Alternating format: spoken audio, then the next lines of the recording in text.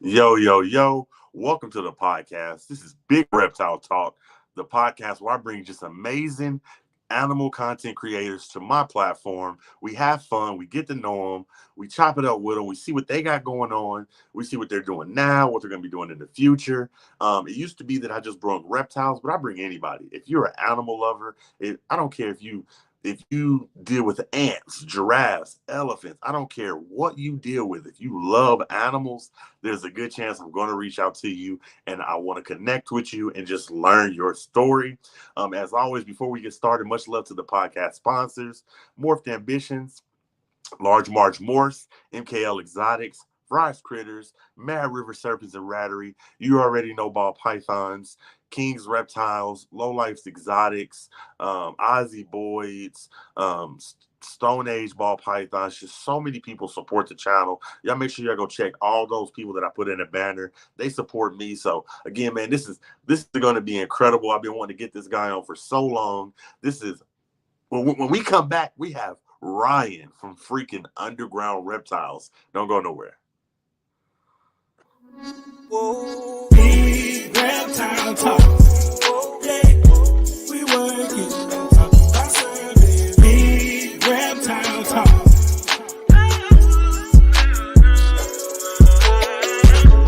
When it comes to talking about snakes, yeah, love that we got for them effect. Yeah, big reptile talk.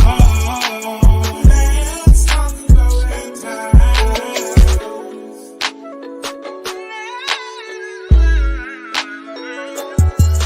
Yeah, big reptile talk.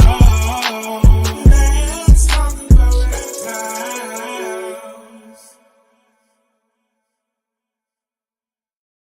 Yo, yo, yo. Welcome to the podcast. We got Ryan from Underground Reptiles. How you doing today, brother? Better than I deserve. I love it, man. I love it, man. I'm such a big fan. Thank you for joining us, man. Now, For having me. I love your company, and we're gonna talk about that. But let's do a time travel because you created something so amazing. I want to know, what were you doing before Underground Reptiles?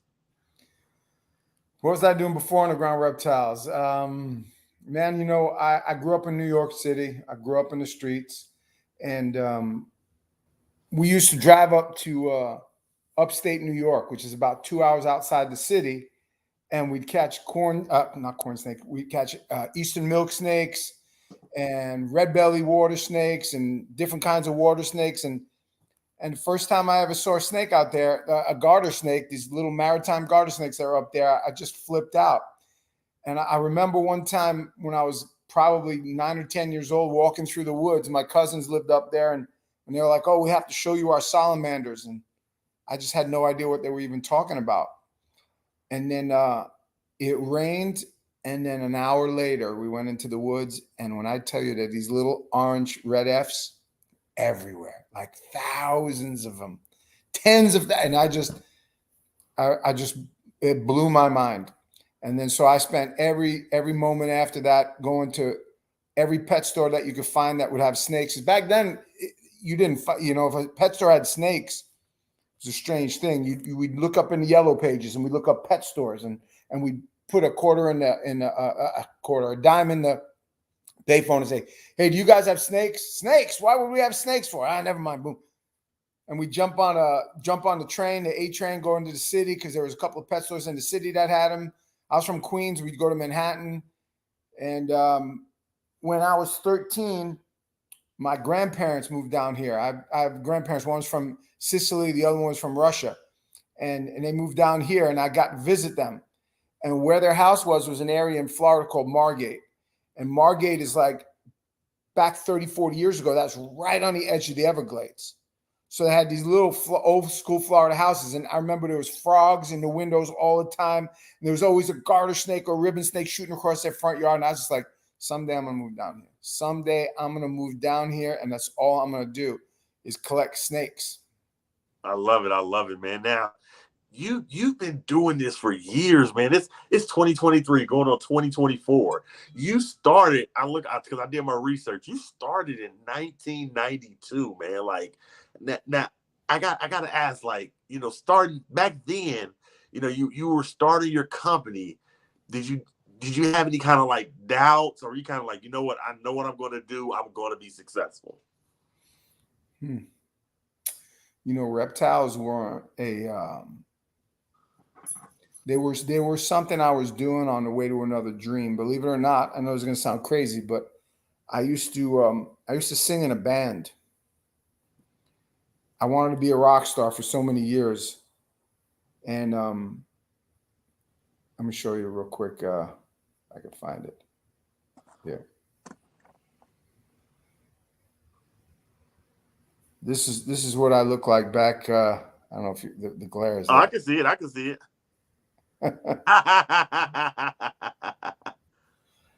So I had this long, hippie, curly hair, and I was singing in a rock band, and Reptiles was just something that, look, just to be honest, man, I could never get a job working for anybody else.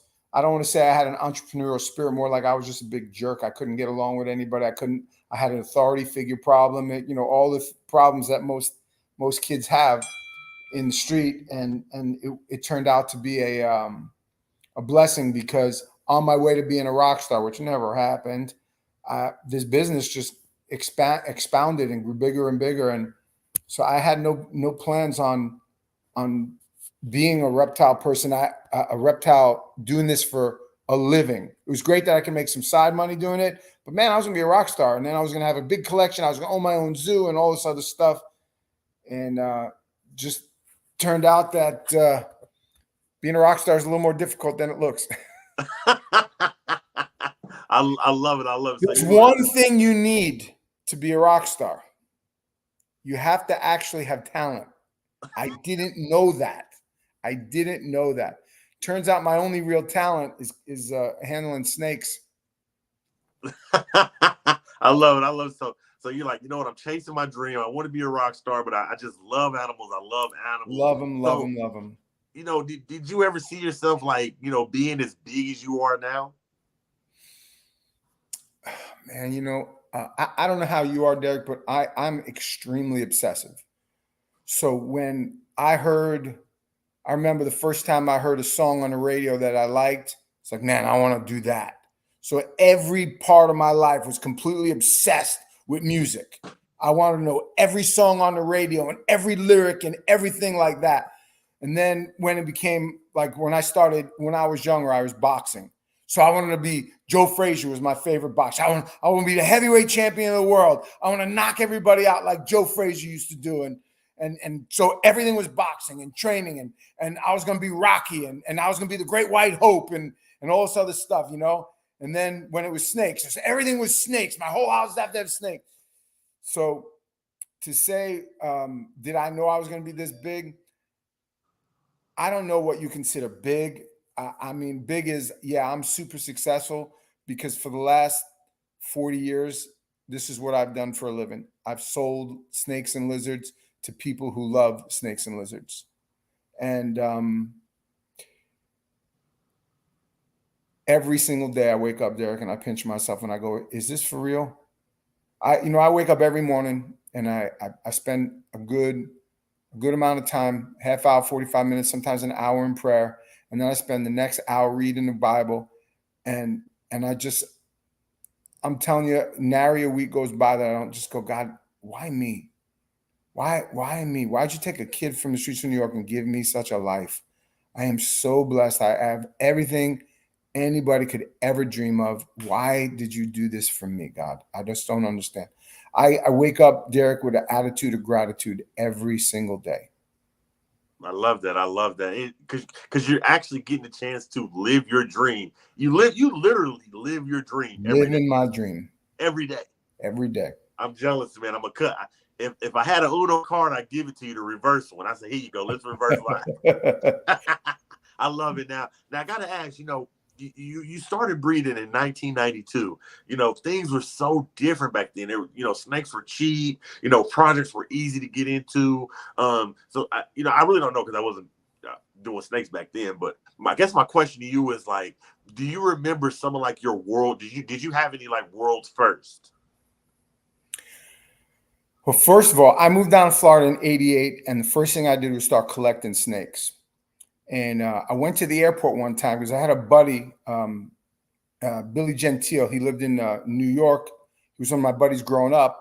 And one of the reasons I got into snakes is because his dad owned a pet store called Bob's Tropical Pets off of Fresh Pond Road in Ridgewood.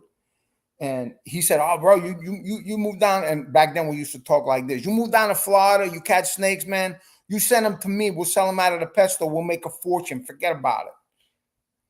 So when I moved down to Florida, I go into the Everglades and I met this guy named Ray Gushaw. He was up in a tree, and I looked up in the tree and I was like, "This little redneck up in the tree." I was like, "What are you doing up there?" And so I'm catching a lizard, and I'm like, "Man, I got to get to know you." And this guy, Ray Gushaw, that started a 40-year friendship that to this day, I'm still friends with Ray Gushaw. And he's one of the best collectors ever. And he taught me how to collect snakes. He taught me how to go under the bridges and in the crevices. And he taught me how to drive the roads at night. And he started me collecting. So the first thing I did was collect snakes. And that was 1988, late 88, 89. And then when I started, so to answer your question, first breeding project I ever had, there's a guy named Ron St. Pierre. I don't know if you've ever had him on your show, but he's Ron St. Pierre. I know exactly who he is. So Ron St. Pierre, and I got friendly with him. Man, how did I meet him? I don't remember who introduced me to Ron St. Pierre, but he had these lizards called tegus. And he got these tegus from this guy. There was this guy, there used to be a company down here called International Fisheries. And International Fisheries was importing fish. And they imported some of these lizards with them that Ron got. "Oh, you got to see these things." And he showed them to me. And I was like, "Oh, man, those are the coolest things in the world. Oh, I'm going to breed these things." And I was like, "All right, man. Well, when you breed them, I want some." So he did. But the crazy thing is, from these first 6 or 7 lizards that he got from this place, that's where the original albino tegus came from. From him? From Ron St. Pierre getting these normal, crazy lizards from some fish guy that imported them.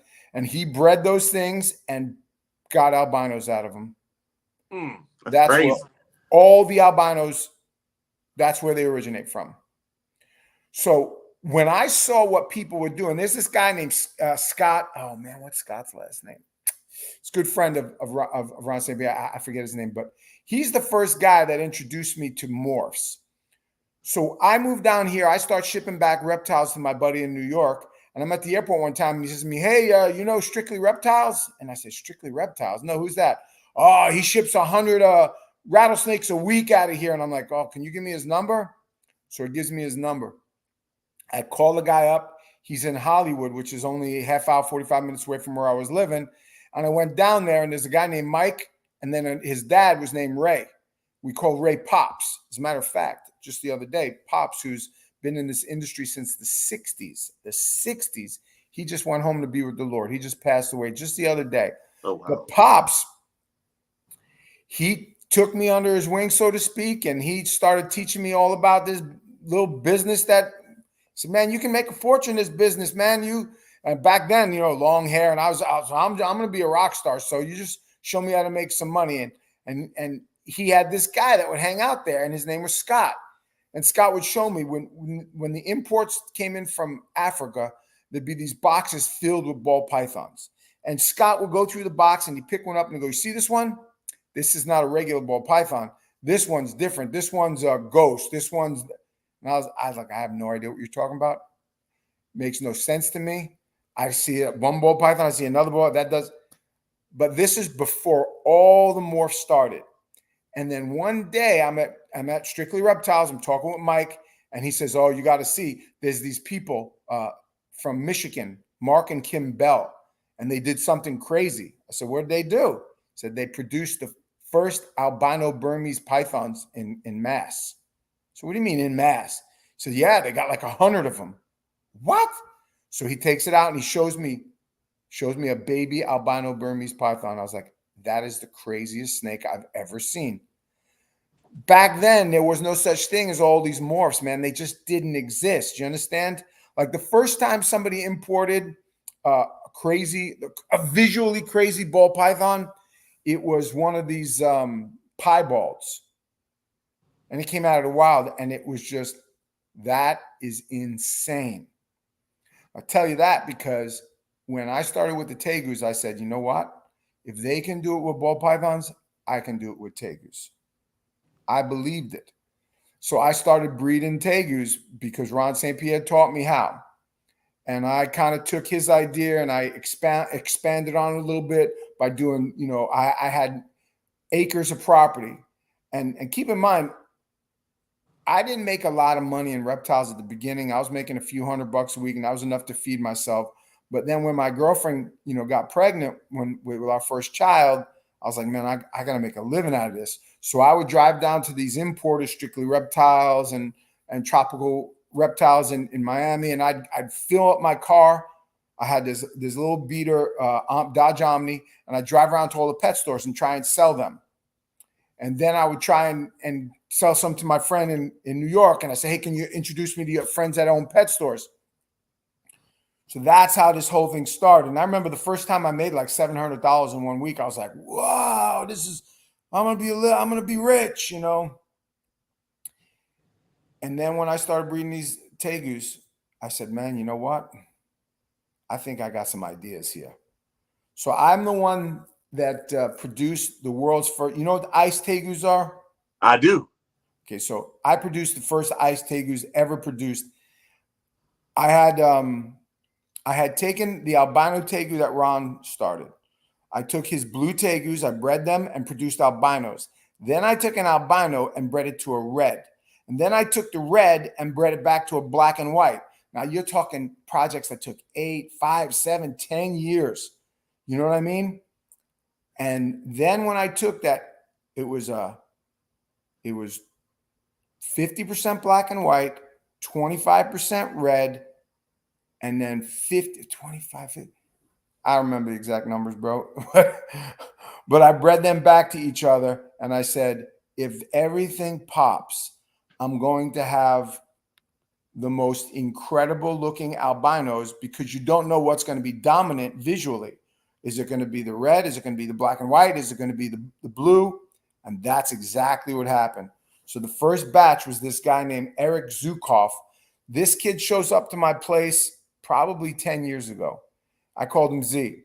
And Z shows up and he goes, hey, man, I want to be your partner. And I said, well, thanks a lot. I don't need any partners. And he goes, no, man, I really love tegus. And I was like, look, man, I appreciate you. You seem like a nice kid, but man, no. And he was so persistent. I was like, okay, listen, I got a business deal for you. These tegus here. And I told him exactly how I was going to do it. And he said, I want to do that with you. I said, all right. So I sold him some of these original ice tegus. And that son of a gun produced them a year before me. Damn. But because he was a man of honor, he brought every one of them to me and he said, no, this was our deal. If I produce them before you, I give them all to you. And that's what he did. Now, anybody that knows Eric, he had the name of his place was Easy Reptiles or Easy. Oh, baby, can you come turn this light on, please? Because I'm sitting in the dark here. Got dark on me. Sorry. No, you're good. I'm enjoying the stories. Can you see me better now? Yes. All right, cool. Thank you, baby. Look at my beautiful wife. Say hi, honey. Hey. Beautiful. So Eric brought me exactly what he promised to do. And together, over the course of the next 10 years, we produced hundreds of ice tegus and morphs, cherry ice and black ice and vanilla ice and lemon ice. And then we expanded that to go to ultra purples. And when it comes to tegus, any tegu morph you see out there, with the exception of the albino, came from my original breeders. Dude, that's incredible. You the godfather of tegus. The godfather, I'll take that.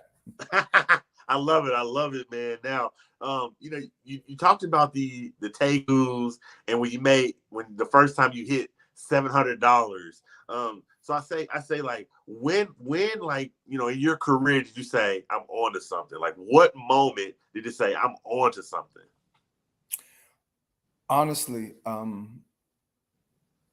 my wife, who used to be my girlfriend, when she got pregnant with our second child, she said, listen, being a rock star is one thing, being a man's another. She was selling insurance and now she's pregnant and she was making most of the money. And she said, I'll support you, but you need to make a living out of this thing. And I said, baby, I think I can make a living out of this reptile thing. I really do. I think I can do it. And she said, I can't have you thinking. You need to do it. If you're going to do it, do it. So the point is, there was just no failing. There was no can't. It was, I was going to hustle. I was going to make it. There was no, can I do this? She believed in me. I couldn't fail. I had a child, man. I couldn't be like, like so many fathers who don't take care of their kids. I had to do this thing here. So whatever it took, blood, sweat, and tears. There were weeks where I'd work 100, 110 hours, man. I would sleep at the shop. We'd work all through the night. I had opened up a pet store, but it wasn't a pet store. So the first retail reptile store we called it Box of Snakes. There was a warehouse that I had. It was probably 500 square feet. I put cages everywhere. I put up a sign that said Box of Snakes. And that was just the first store that sold exclusively reptiles. That was it. Everybody back then said, oh, you can't just sell reptiles. You can't make a living. There's not enough people in this doing this. And this guy walks in one day and he said, how you doing? My name is Daniel. I said, hey, it's nice to meet you, Daniel. He goes, well, man, I had iguana farm in El Salvador and I need partner. I said, I'll be your partner. Okay. So I flew to El Salvador with this guy. A couple weeks later, I bought into his farm and I started importing iguanas. That was my first experience with importing animals. And then I met this loco son of a gun. His name was Ewan Edwards. He was this Australian guy. And he was working for another reptile guy. And he came to work with me. And he said to me, Ryan, I'm going to show you how to import reptiles. I was like, all right. So they had this thing. You know what a FOIA request is? Yeah. Okay, so we made a FOIA request for all the imports that came into Miami. And I'm dating myself back to 91, 92. All right. And we found out all of the imports that came into and I couldn't believe it. So I started sending. Now, you got to remember, back then, no such thing as email. We had faxes. That's all you did is faxes. So we've got all these numbers, and we started faxing all these people in all these foreign countries. And it cost a fortune because international calls were expensive back then. You got $1,000 phone bill back then. There was no such thing as WhatsApp and emails and things like that. So I started importing all these different countries, and it just started to explode. And I was like, holy crap, this is going to be big. But here's the rub, man. So 1994, this guy in Tanzania, he says to me, he's going to send me a surprise in one of the boxes. I said, oh, I love surprises. All right. So when it gets here, there's this giant cat, this big black genet cat inside the box. And I was like, that's the sickest thing I've ever seen. It looked like a mini Black Panther. But I don't know anything about mammals, so I start calling all these mammal people. There's this guy named Tony Alentado, and he told me, oh, I'll buy that thing from you. Well, when we're looking at the box, in the top of the box, there's pancake tortoises. There's like 30 pancake tortoises. I was like, holy crap. I just smuggled pancake tortoises out of Tanzania. Now, at the time, I didn't know I didn't think that was a big deal. Like, what are they going to do? Put you in jail for smuggling tortoises? Well, that's exactly what they did. 1997 rolled around, and the feds showed up knocking on my door, and I wound up doing a year in prison for importing Tanzanian pancake tortoises without the proper permits. That's some Tom Crutchfield type shit right there. Tom went to prison after me. Oh man, this is legendary, man. Now, when Tom got in his trouble, now Tom, you call me a legend? Tom's the legend, man. I bow down before Tom, no joke. Tom was, when I first was a kid coming up, and he'd come and tell me, Ryan, don't screw your life up in this business. And when he had his thing in I think it was not Bolivia, was it? maybe it was Bolivia. I don't know. He got into some trouble and he decided instead of going to prison, he was going to go to Bolivia, get one of these countries. And he just stayed there for a couple of years and then decided to come back and do his time. And he did his time. And he was like, yeah, I told you this just ain't worth it.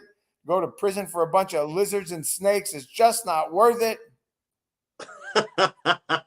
I love it, man. I love it, man. Now, Tom's a legend. Now we're going to get back to the reptiles, but I want to have a little fun. So I got a few hot seat questions for you. Yeah.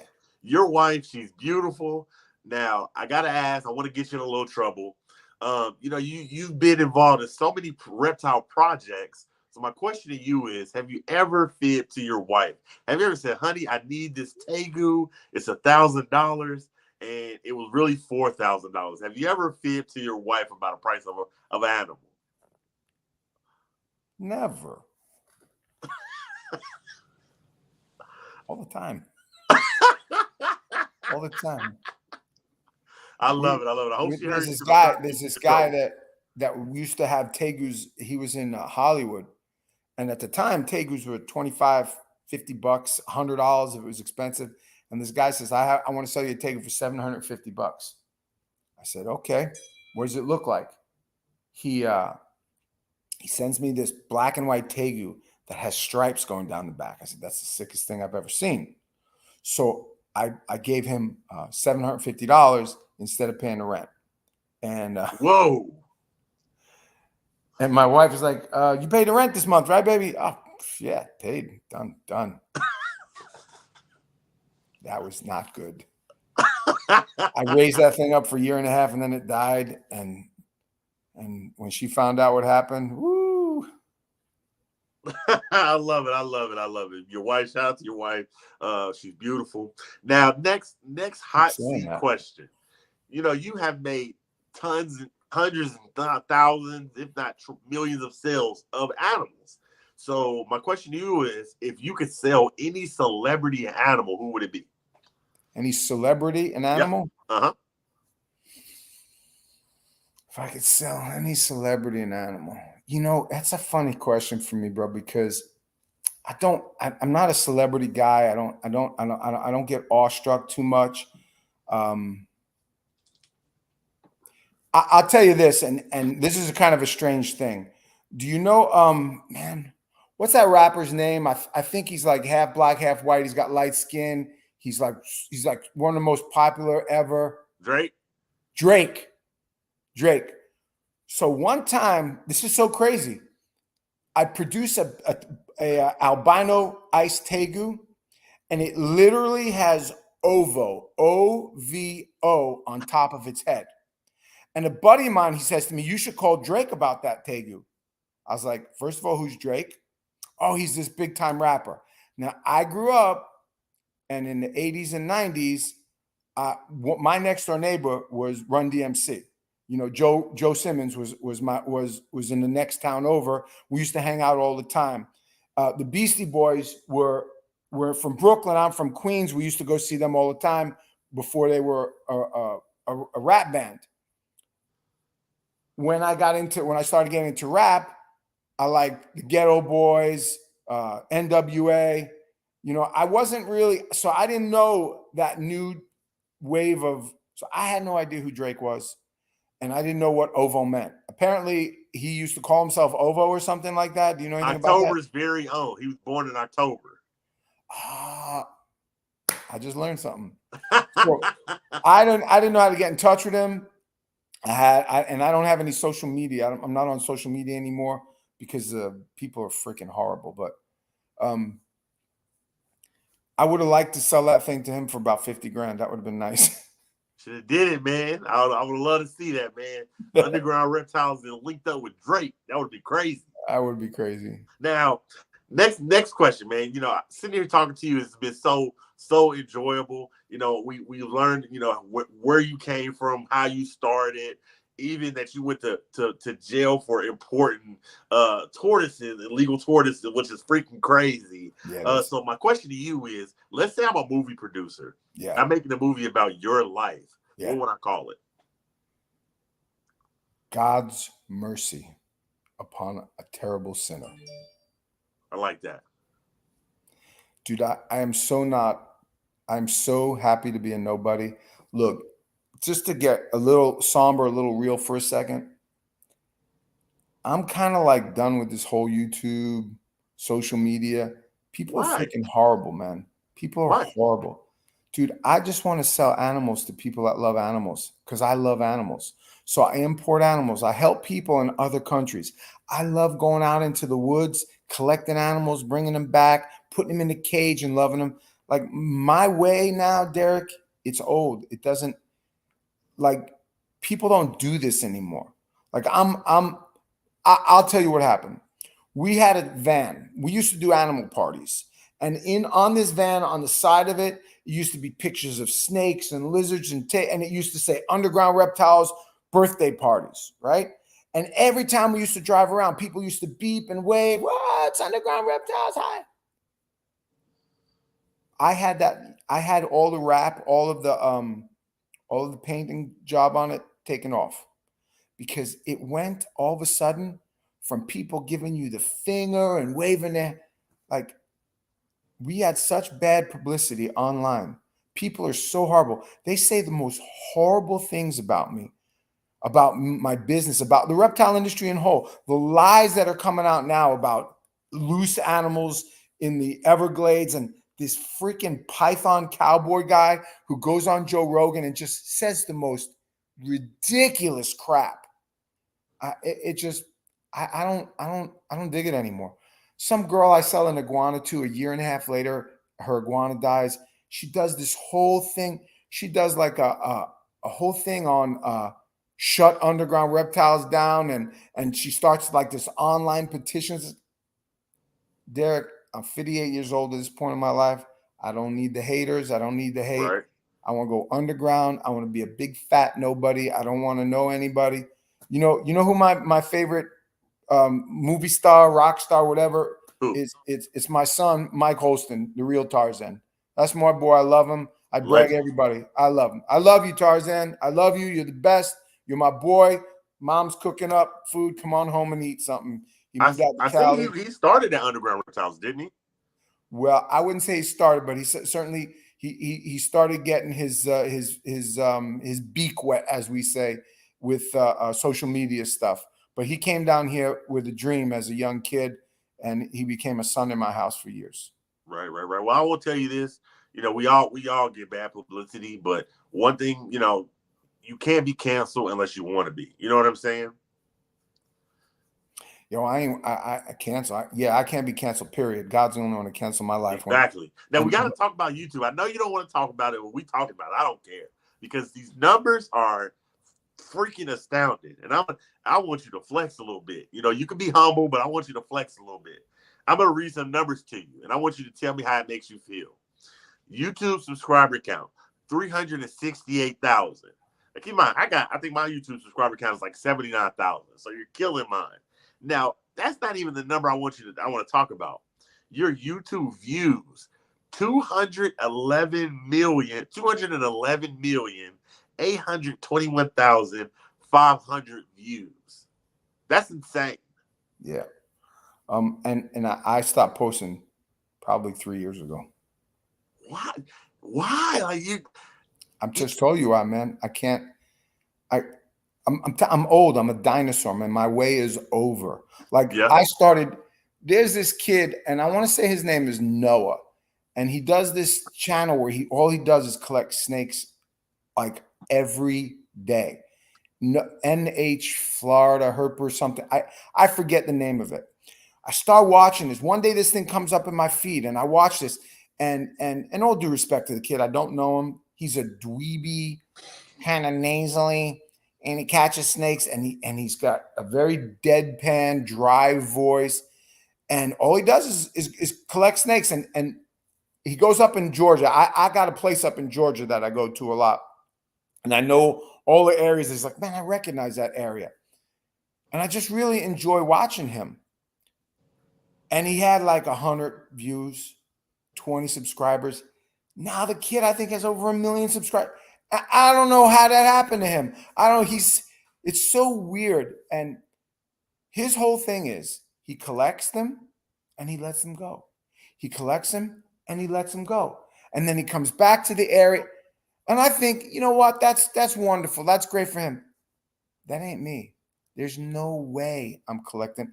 I see a snake in the wild. It's coming home with me. Right. I want to study it. I want to look at it. I want to love on it. And then I want to sell it to somebody else and let them do the same thing. There's plenty of them out there. Let me give you, for instance, for 30 years, I used to go upstate New York every summer, at late summer and early fall, and collect red Fs. I can collect literally tens of thousands in one area in New York. About 10 years ago, I called up. They have DEC, I think it's called Department of Environmental Conservation. And they say, no, you can't come up here and collect anymore. I said, how come? Because some biologist decided that he doesn't want anybody, they're endangered. I said, endangered? There's literally billions, if not trillions of them. There's animal rights activists have taken over government, have taken over every phase of, and they're killing our industry. And I'm a dinosaur now, man. My way is over, Derek. I understand that. Like, remember the scene in The Godfather where Michael's talking about his dad and he says, my father's way is over. He knows that. I know my way is over. My way is over. They outlawed tegus. I had to get rid of every tegu I've had. I planned on growing old and just walking around my backyard, retired, breeding my tegus. Florida, some animal rights activists. Can I interrupt you? I remember you making that video about those tegus. Can I ask you a question? Yeah. I remember you making those videos about you getting rid of tegus. So my question to you is, Florida buckled down on those laws. Why didn't you move your business out of Florida where the laws were so strict? There's something a little more important. First of all, I've been blessed. I've made a lot of money the last 10 years. And more important to me is my family. More important to me is my ministry. I'm part of a church and I love my church family. And if it was a matter of life and death and I had to breed tegus to survive, I definitely would have moved. But, me and my son-in-laws and my son, we looked at the numbers and you know what? Yeah, it's going to suck. And it's going to hurt for a couple of years because when somebody takes your passion for your biggest passion, then they've taken your passion for everything. And I don't think you realize it until you're there. Like the first year that I didn't collect tegu eggs in April and May, it was weird. This is now the second or third year, and I'm finally settling in. It took some time. You go through some weird anxiety and some weird depression, but all right. So tegus, which were a part of my life for 30 years and not a part of my life anymore, dude, I don't miss a meal. My bills are paid. I got no complaints about life itself.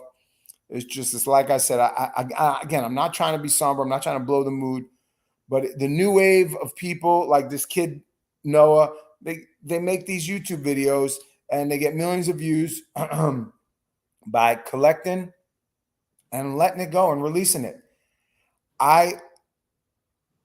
If I make a video, you won't believe how many people will say something like, this guy's just in it for the money. This guy, you shouldn't clean your water bottle. And I realize that that's everybody. It's probably a 12-year-old kid.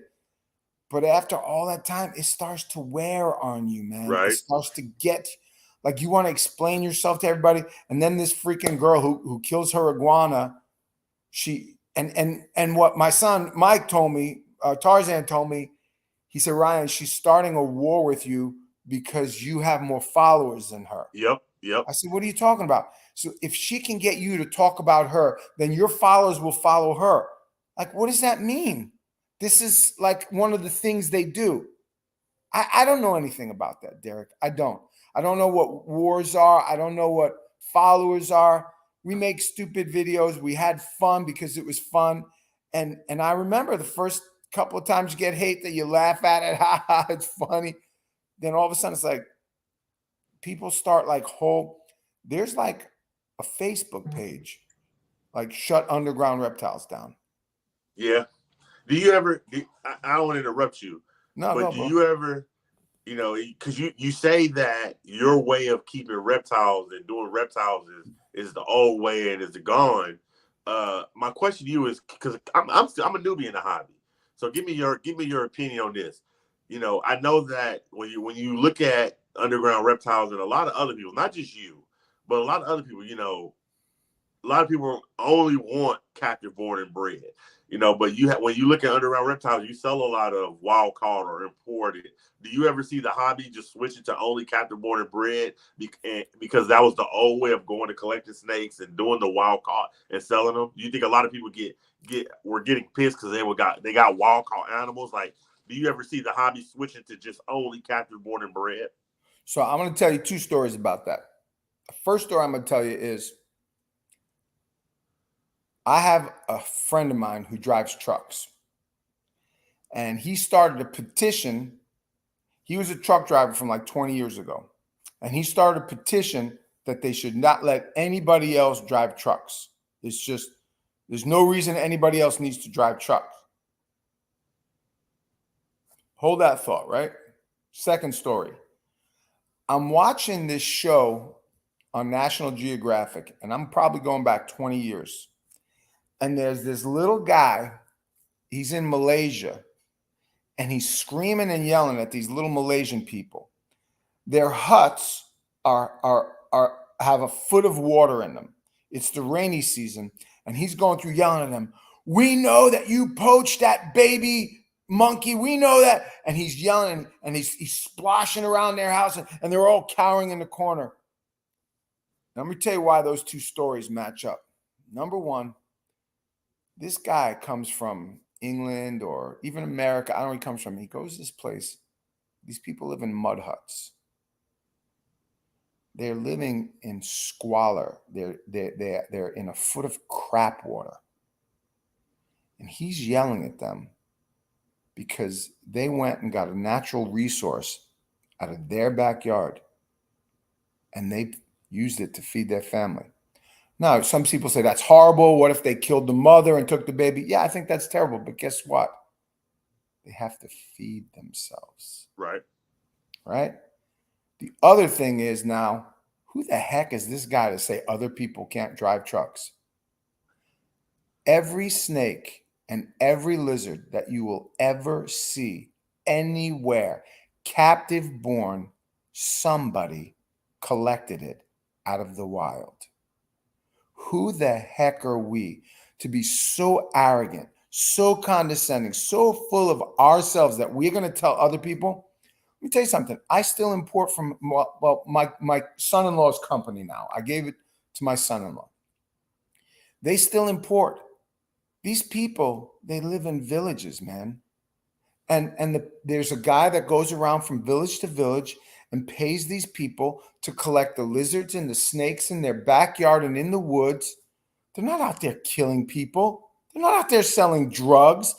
They're trying to make a living for their family who basically lives on $10 a month, maybe. And we're sitting here saying, is the business going to go to only captive one day? My way is over.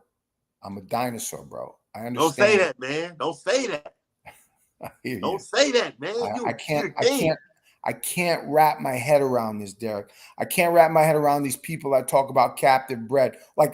Oh, you have what you want now, so nobody else should have what they want. And what about the stuff you can't captive breed? Because there's a lot of stuff you can't breed in captivity. Right. I mean, snakes you can breed in captivity, but the vast majority of lizards you cannot breed in captivity. The vast majority of lizards.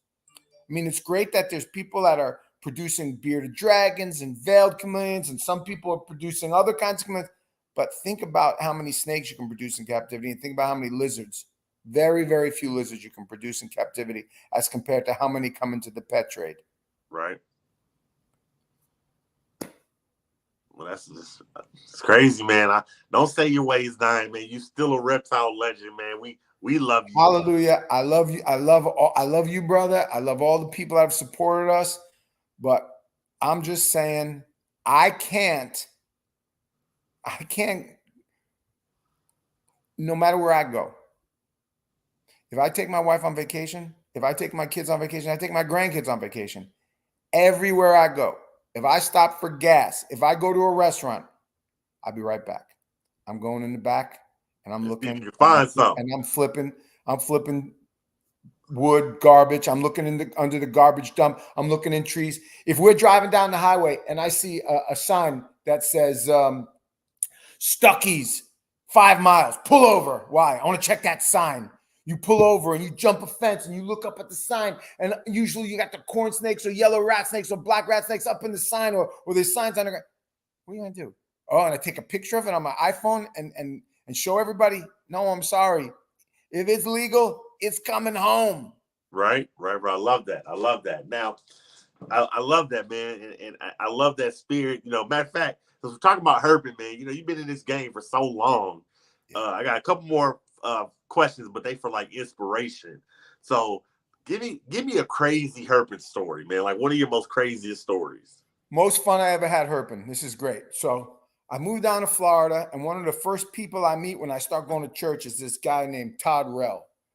Big old redneck, son of a gun, 6'5", 300 pounds, moves carpet. He laid carpet, and he would take a roll of carpet and put it on his shoulder and walk. The guy was just freakishly strong redneck. And one day he says to me, Ryan, I'm going to take you to a place where I used to see snakes when I killed deer. Because this guy's also old school Florida. He kills deer. He cleans them. He takes the meat back. This is before ridiculous people who don't understand hunting. But anyway, so we go out, we drive about halfway across the state, and we go to this area called Holy Lands Game Preserve. We take this road about 15 miles in, and then we take another road, and now all of a sudden it says Rottenberger. Anybody that's from Florida that hunts knows exactly where this is. And now we take that road about 15 miles.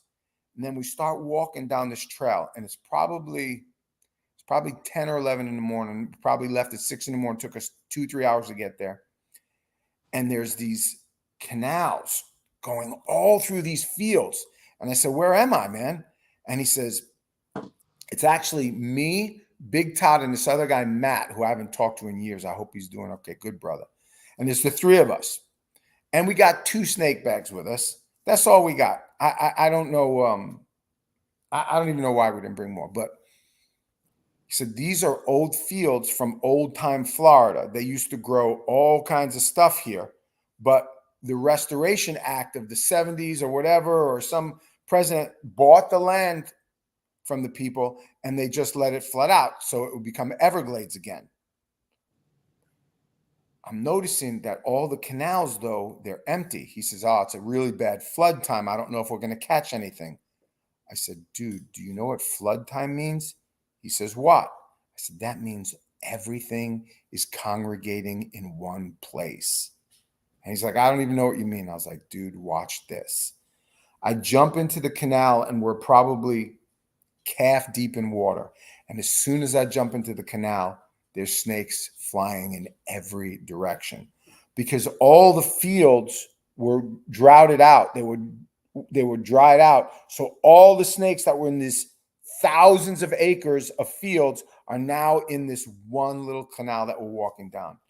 And we're seeing snakes. We're seeing every kind of water snake. I don't know. I probably lost count at 150 or 200. And we're just stuffing bags and everything. Then the bags are full and we're taking our socks off and we're sticking them in our socks.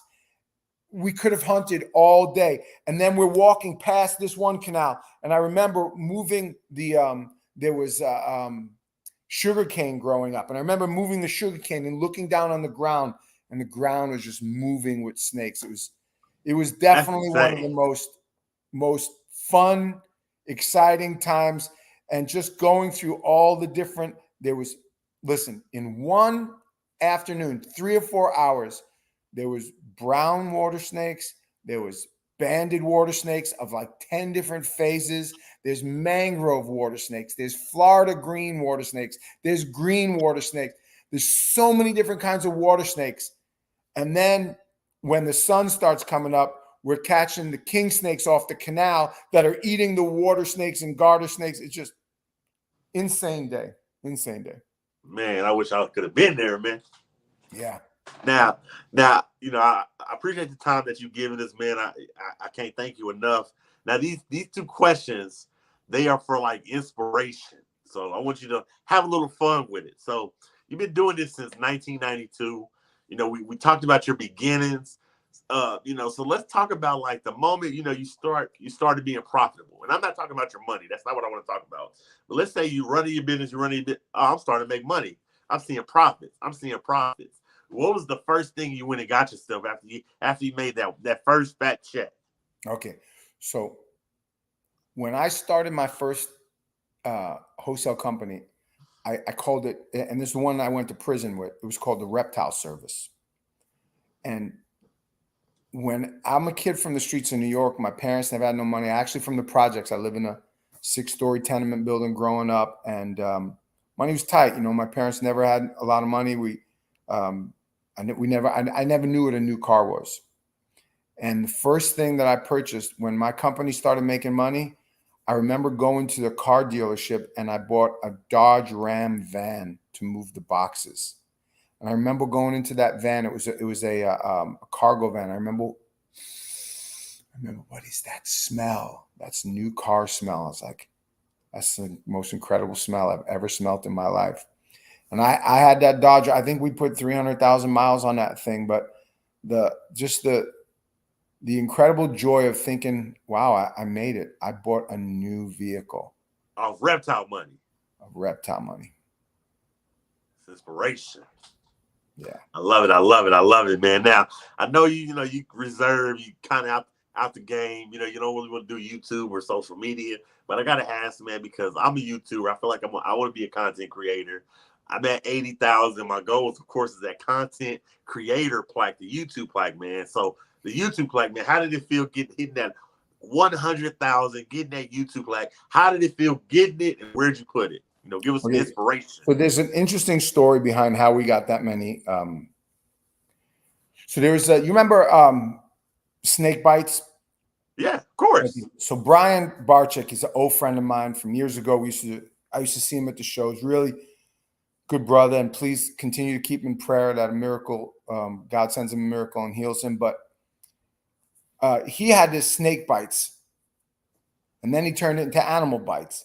And I watched it, and I looked at it, and I said, "Come on, man, this guy forget about him, man." Brian, and pardon the word, but Brian's just gay, man. That's all he is gay. And when I say gay, I don't mean like homosexual. I mean like cornball. Like me growing up, if we called something gay, it wasn't gay. I'm from Manhattan. You know what I mean? Gay people they're everywhere. We never cared none about that.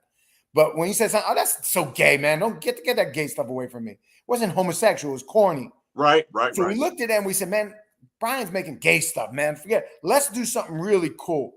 So it's me and a guy that worked for me named Ryan Borkin and my son-in-law and all the guys at my old store. And we said, let's do our own YouTube show, man. Let's do a show called 20 Minutes Underground.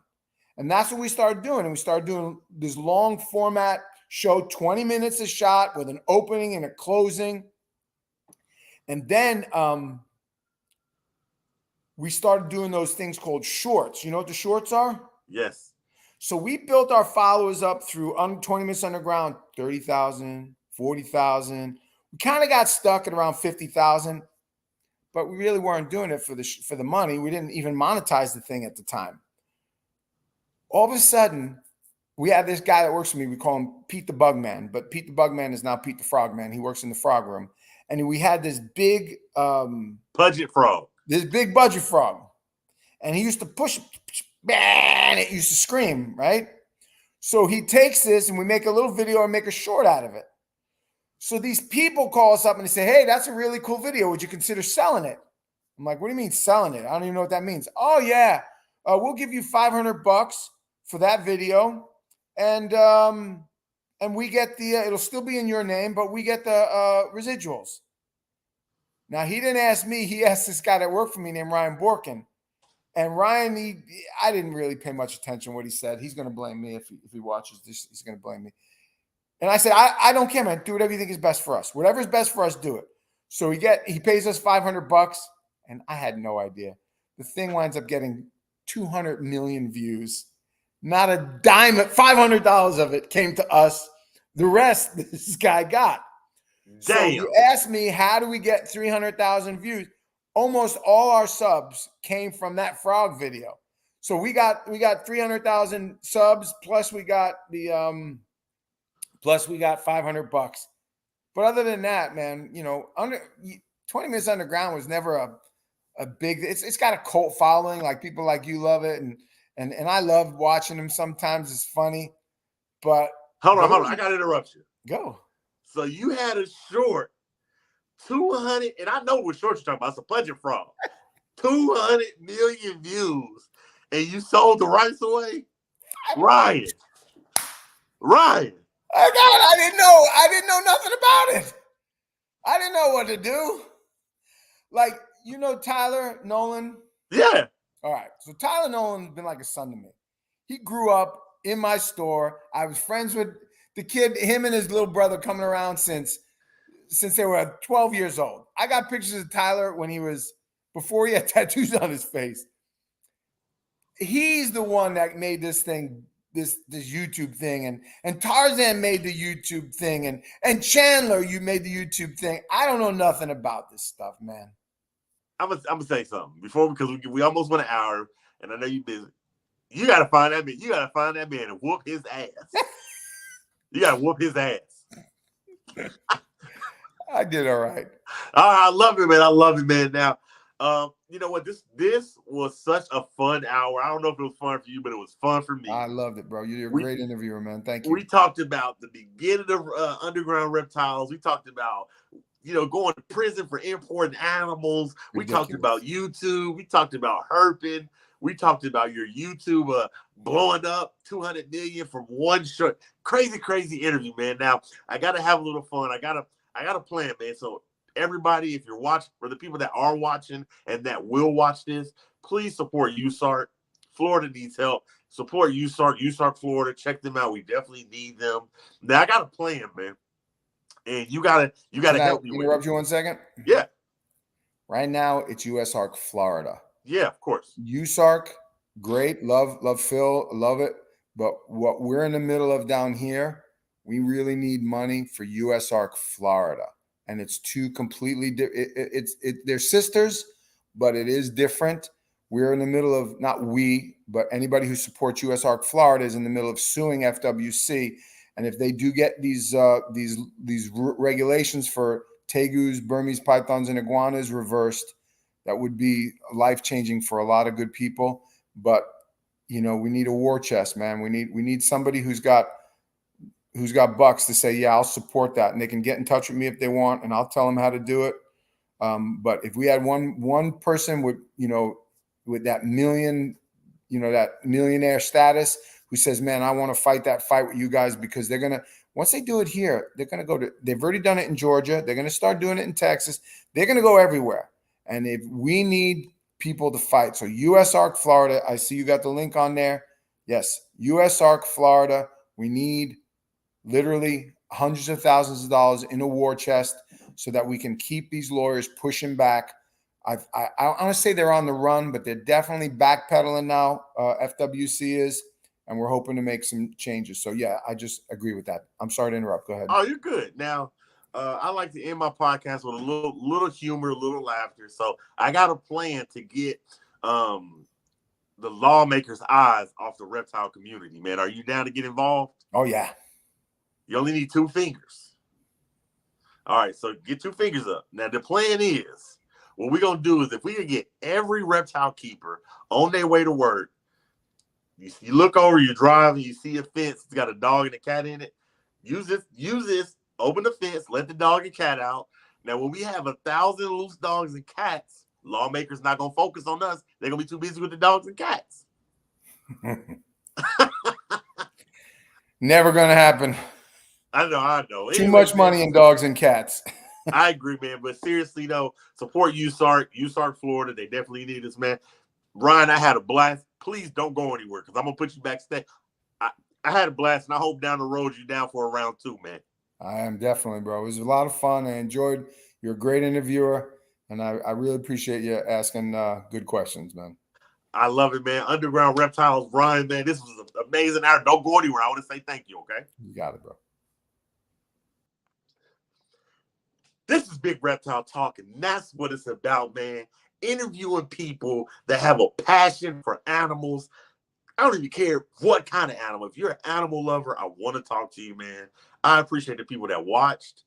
I appreciate the people that will watch. Make sure you go support those sponsors, and not just the sponsors. Make sure you support USARK Florida, man. This is Big Reptile Talk. We got to cue that outro. Whoa.